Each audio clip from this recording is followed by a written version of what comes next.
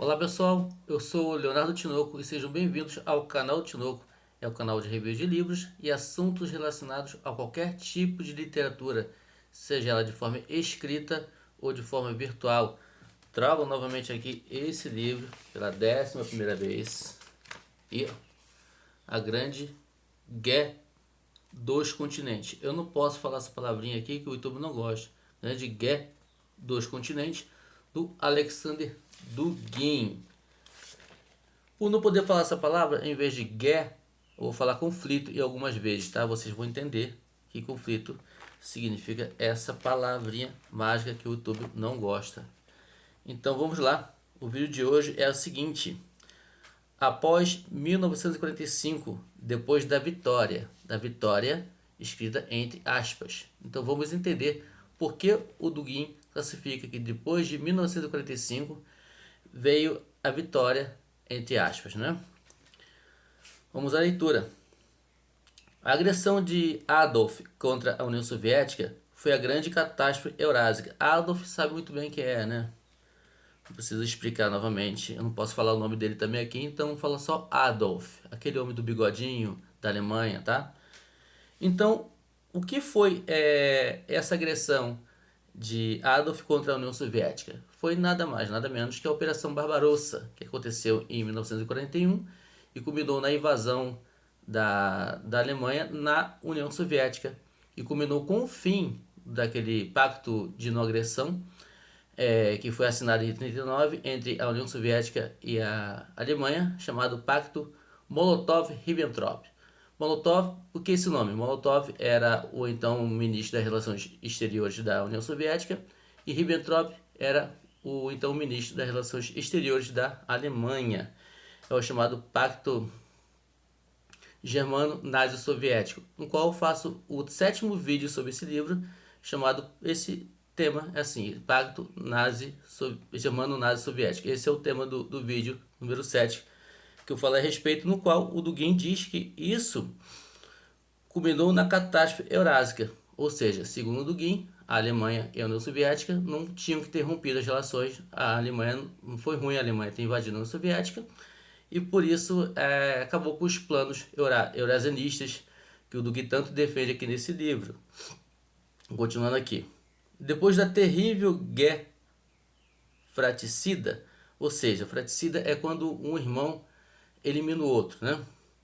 Entre dois povos aparentados geopoliticamente, espiritualmente e metafisicamente próximos, entre dois regimes com orientações anti-atlantistas, ou seja, contra Inglaterra e Estados Unidos, a Rússia de Stalin e a Alemanha de Adolf,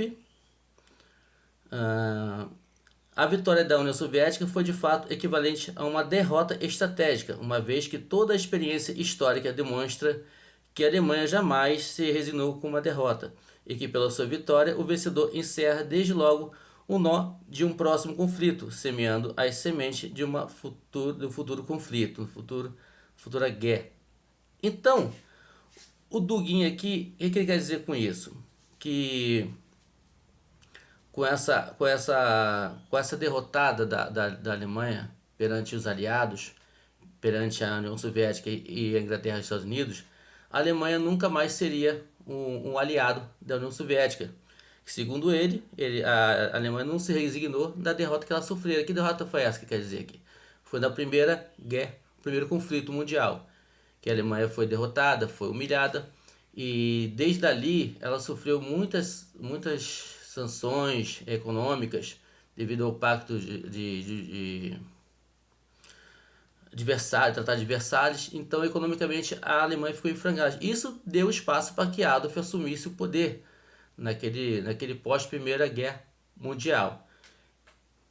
Então, sendo assim, a Alemanha não é mais um aliado, um possível aliado da União Soviética. Então, a União Soviética tinha que ter um ou outro aliado, segundo o Alexander Dugin, o autor desse livro. Continuando aqui. Para além disso, Yalta levou Stalin a solidarizar-se com os aliados, ou seja, com as potências que foram sempre os piores inimigos da Eurásia.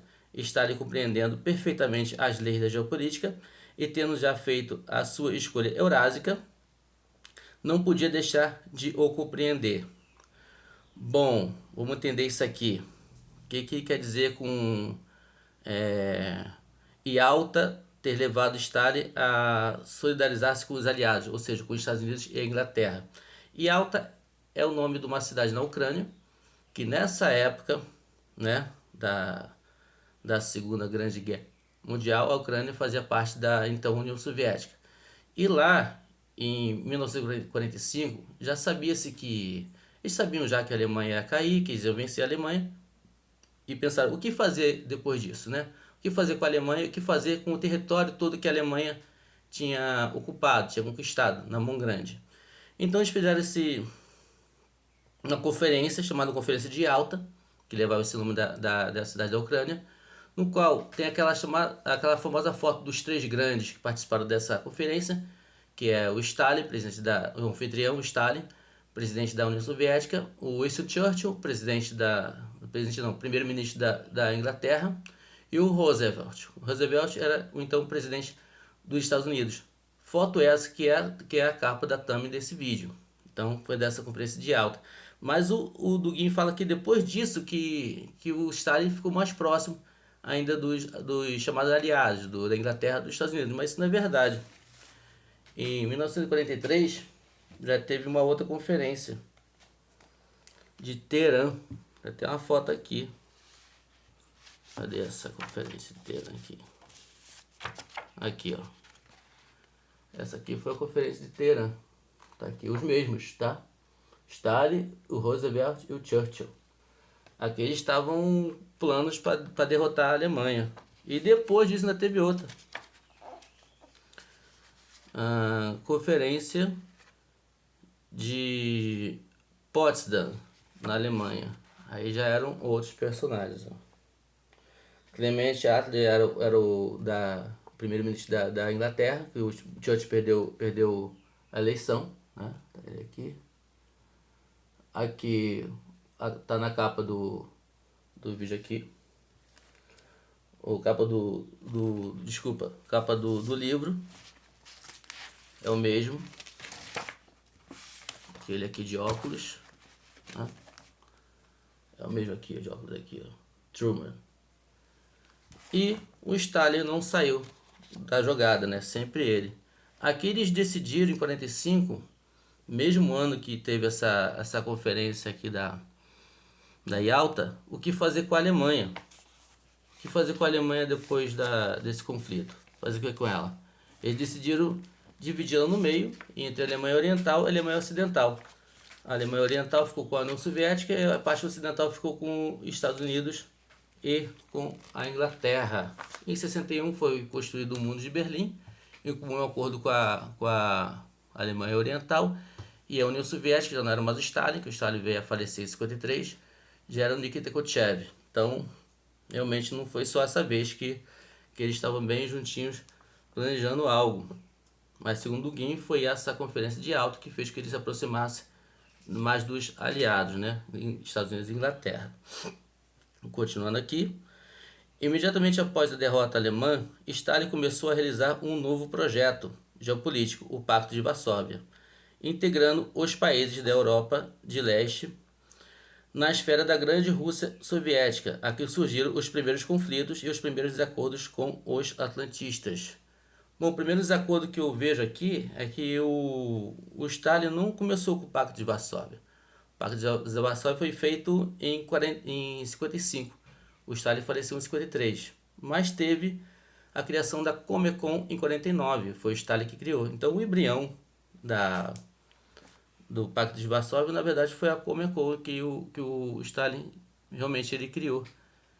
E tinha os países que compunham o Pacto de Varsóvia praticamente os mesmos, né, da Comecon. Tinha a Albânia, tinha a Bulgária, a Tchecoslováquia, claro, a União Soviética, a Alemanha Oriental, a Polônia. Então, realmente, não sei se foi por causa de tradução, mas deveria colocar, falando da Comecon, que foi que precedeu o Pacto de Varsóvia, que esse plano, realmente, teve esse plano de um novo projeto geopolítico de Stalin, isso é verdade.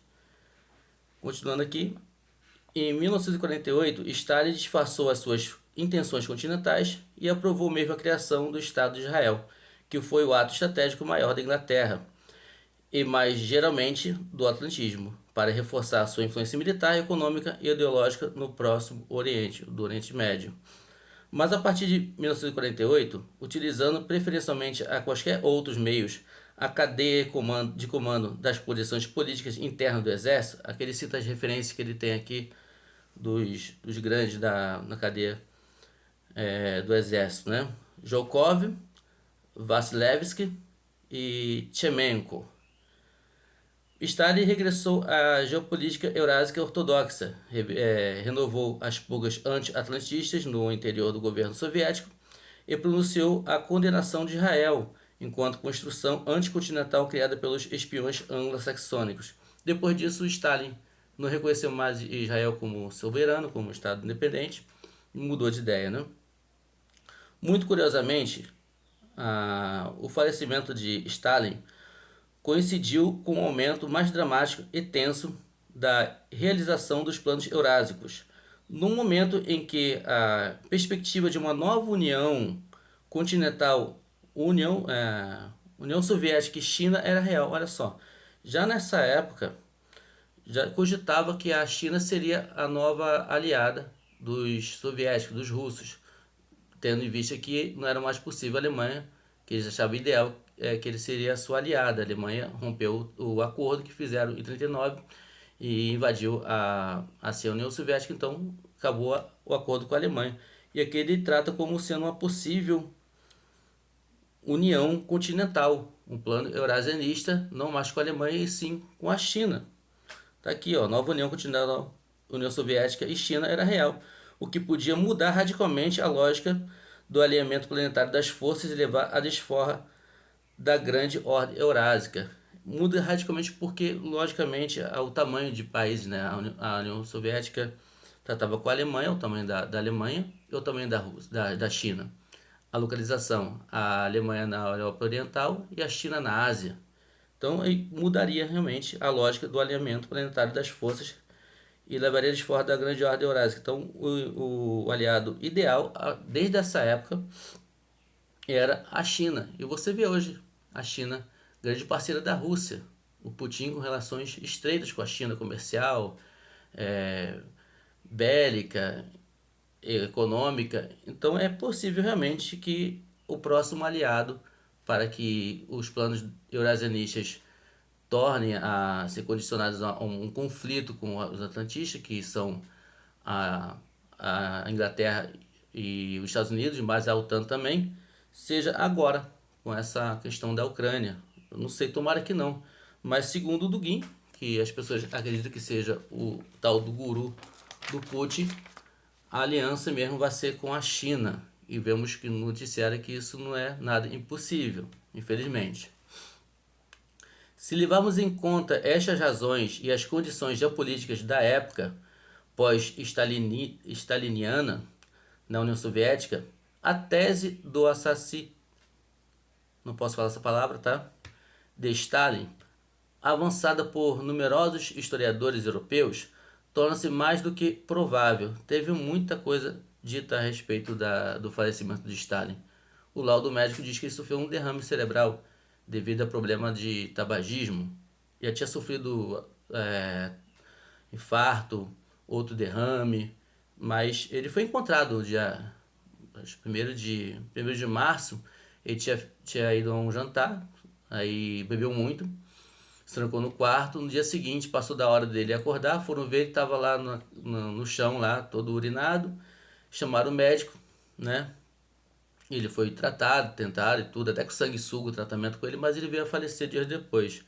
Mas segundo o Dugin, ele não foi assim que aconteceu. Oficialmente foi dito isso, mas foi uma conspiração de tirar a vida dele, né? No caso.